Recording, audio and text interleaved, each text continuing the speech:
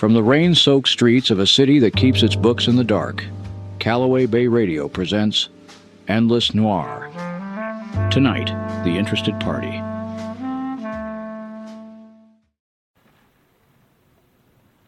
The rain had been at the window for 3 days, patient as a bill collector. Then a knock, soft, even. 3 raps and no fourth. I knew the sound before I opened the door. The license examiner knocks the way she files. Exactly. And never one stroke more than the rule allows. Examiner, it's 2 a.m. and it's raining sideways. A woman of paper standing in a room full of smoke. You're a long way from your desk. I'm aware of the hour. I came directly. It seemed the correct thing to do the moment I read the file. And correctness doesn't keep business hours. Sit. There's a chair that doesn't wobble if you can find it. Whiskey? No, thank you. I'll stand. This won't take long, and I'd rather deliver it plainly. There is a reorganization. By the end of the week, I will be moved off the review desk. Reassigned, the paper says. Removed, if you use the honest word. Reorganization. That's a big word for a small knife. The honest ones always go the same way. Quiet, on a Friday, with a form to sign. Who's holding the pen this time? The board sits Friday. I'm not here to fight it. I don't fight things. I record them. I'm here because of what's in the supporting packet. They've assembled a file to justify the move. Among the materials cited against me are 2 entries. Both mine, both true. This is the cover sheet. These 2 lines are the ones I filed about you. The correction and the advocacy. I read a man capable of a false trail and a truth signed in his own hand. It was accurate the day I wrote it, and it's accurate now. They've listed it as evidence I lack judgment. So they're using the one honest thing in your file to prove you're not fit to keep it. My name in their packet doing their work for them. Yes, you had a right to know your name was in it. That's the whole of my errand. I don't expect you to do anything. I'm not certain there's anything to do. But the record named you, and I don't let the record say a thing about a man behind his back. Even now. Especially now. She set the cover sheet on my blotter, squared it to the edge out of habit, and told me the board sat Friday. 2 lines of the truth filed by the one clerk in this city who'd never learned to lie, and the machine was going to hang her with them. Frankie used to say everybody's got a price. He was wrong about her. That was the trouble. In Calloway Bay, the only thing more dangerous than a crook is somebody who won't bend, and I was looking at the last one standing, with 4 days on the clock.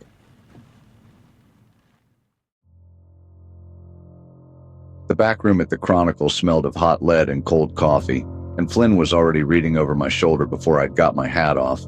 A good news hound reads paper the way a pickpocket reads a crowd. He had the packet open to the reorganization notice, and his face had gone the careful kind of blank. This the License Bureau's Shake Up Flynn Chronicle. I've had 3 of these across my desk this month. Consolidation of review functions. Efficiencies, nice clean words, and every single one lands on somebody who wouldn't stay bought. The examiner. They're not firing her, they're just moving the desk out from under her. Routine efficiency, it says right there.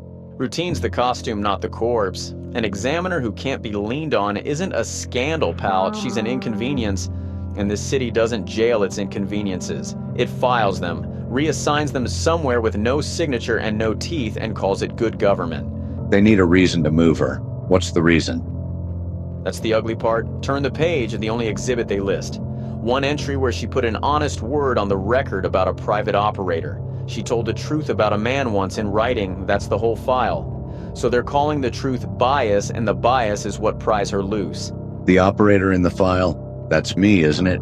Your name, her hand, dated and stamped. She was straight about you once, and they've reforged it into a knife with her fingerprints on the handle. Me, I'd love to print it. But the machine holds a small fact about my own household, and it likes me to remember that.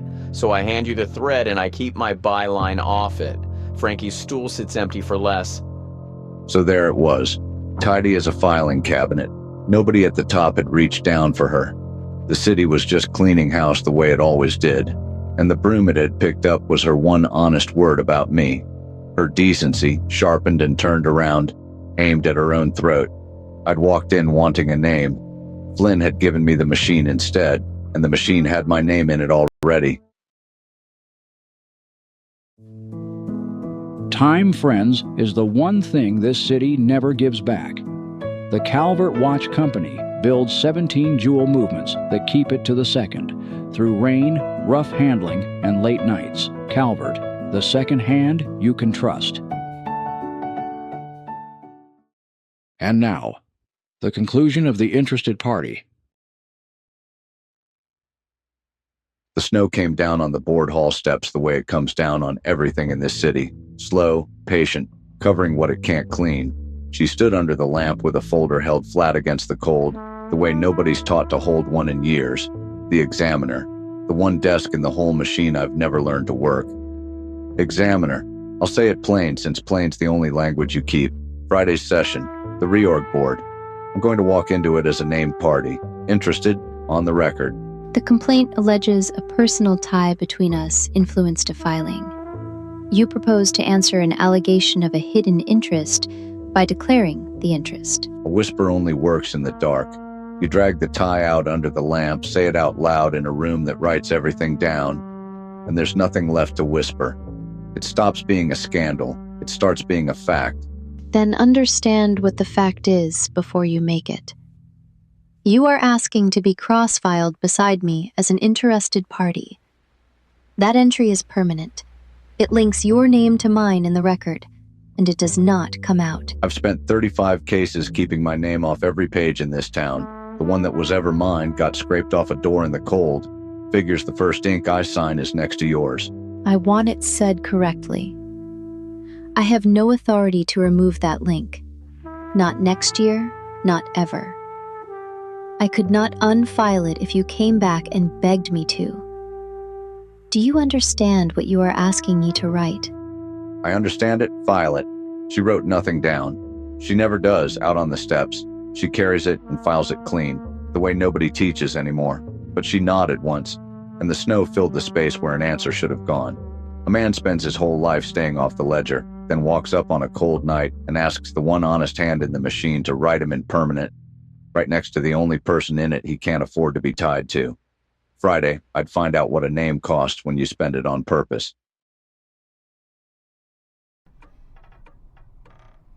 The complaint against the Examiner died the way most lies do in the open air, quiet and without a funeral.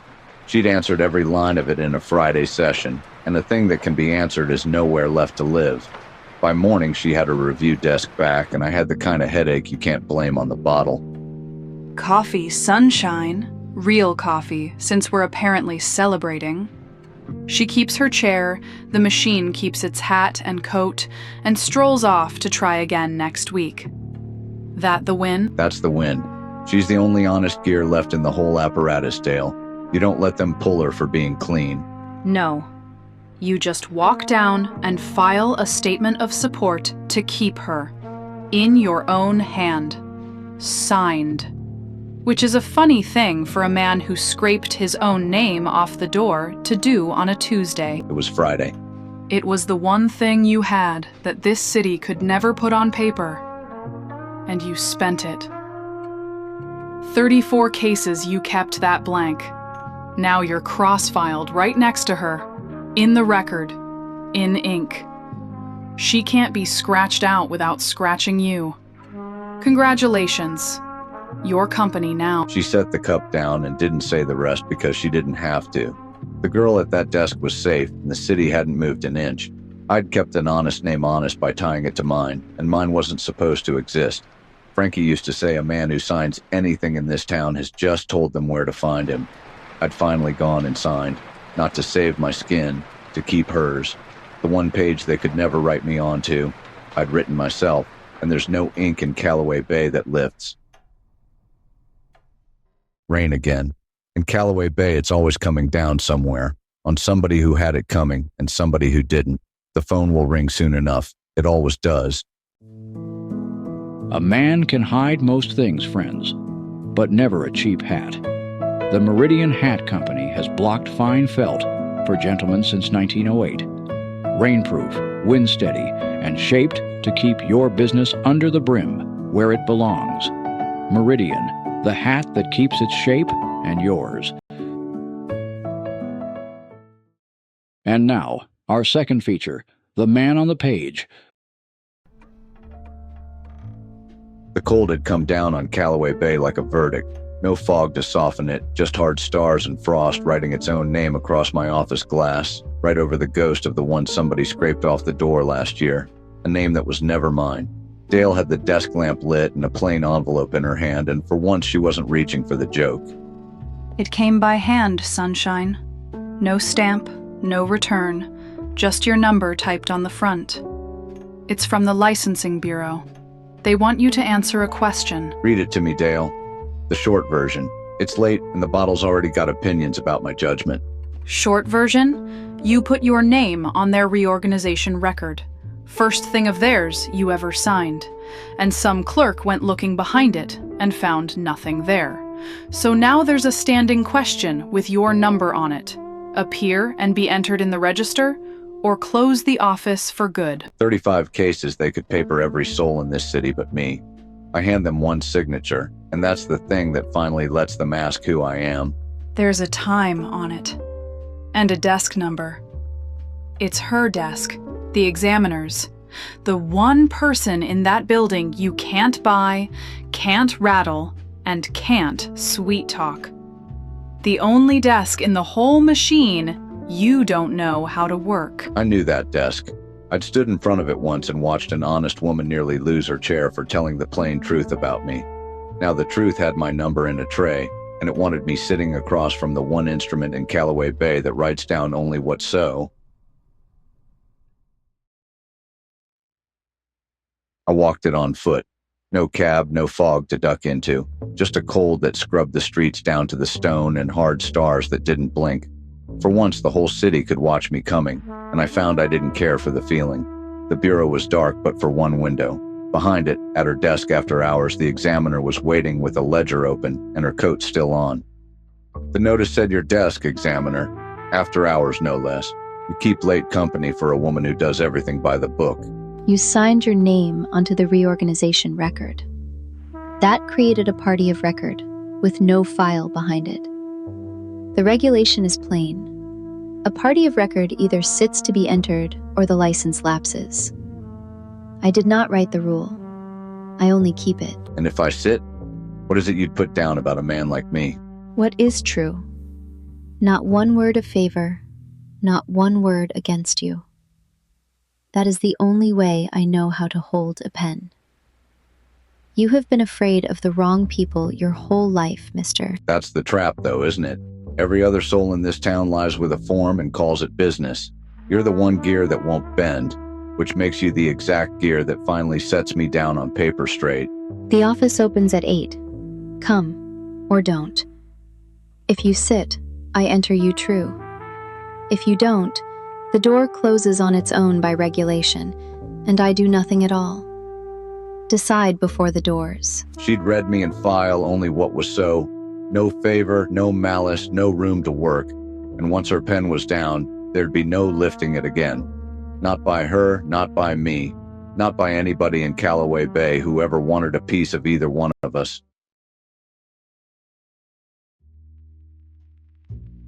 The Chronicle's back room smelled of cold ink and colder coffee, and the radiator had quit sometime before I was born.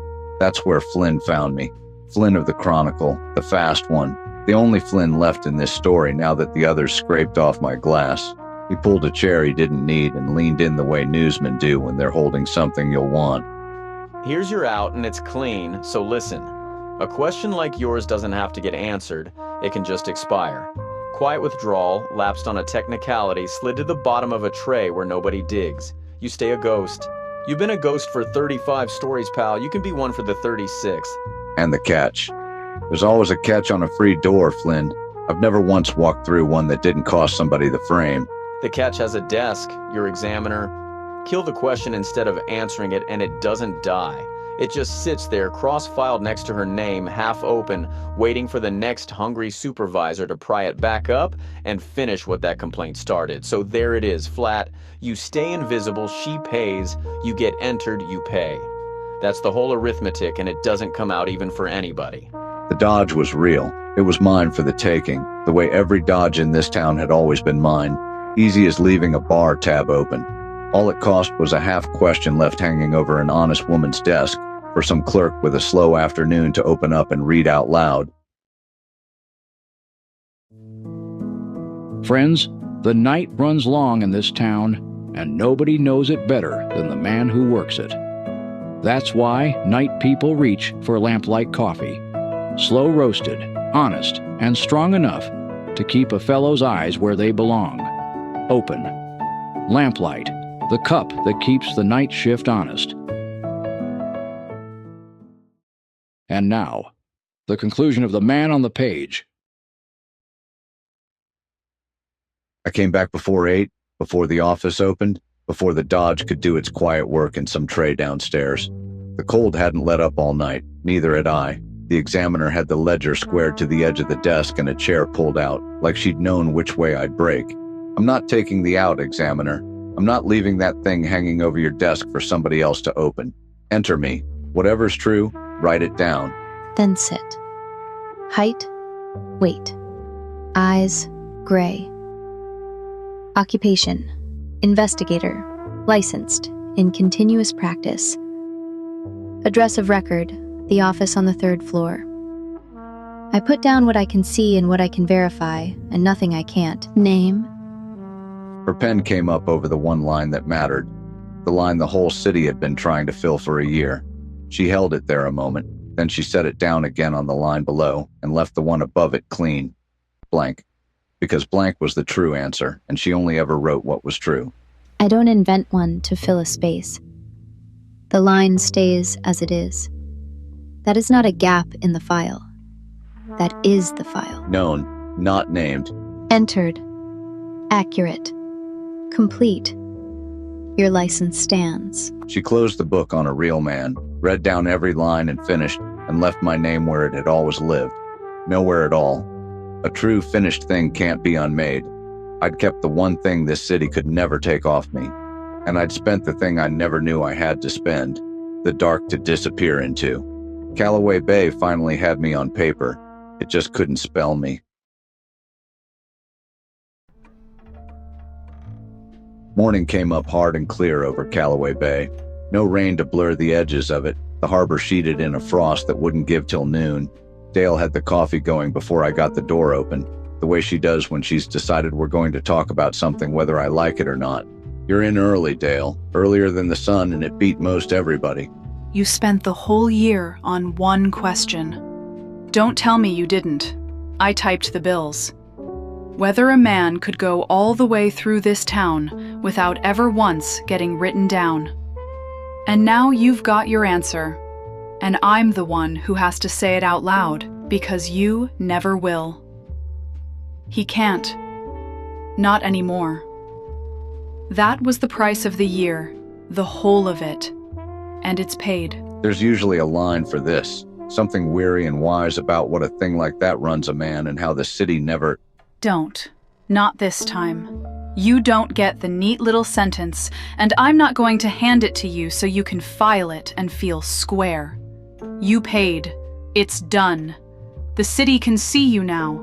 That's all of it there is. She was right, the way she's always right about the things I duck under. The machine still couldn't say my name, but it knew my shape now, down to the gray of the eyes. And a man a city knows is not the man who walked in a year back with nothing but a scraped-off door and a habit of vanishing. A knock, sharp and certain, ringing in the hard, clear cold. Somewhere behind that frosted glass stood the first caller for a man Calloway Bay could finally see. The old question was dead on the floor. A new one had already taken its chair, not whether I could stay invisible. What a man does when the city's looking straight back at him. The books never balance in Calloway Bay, sunshine. We just keep them anyway. Good night. Next week, The Man Who Knew Me When. Endless Noir is a work of fiction. The scripts are written by artificial intelligence. The voices are professional voice clones from 11 Labs Voice Library.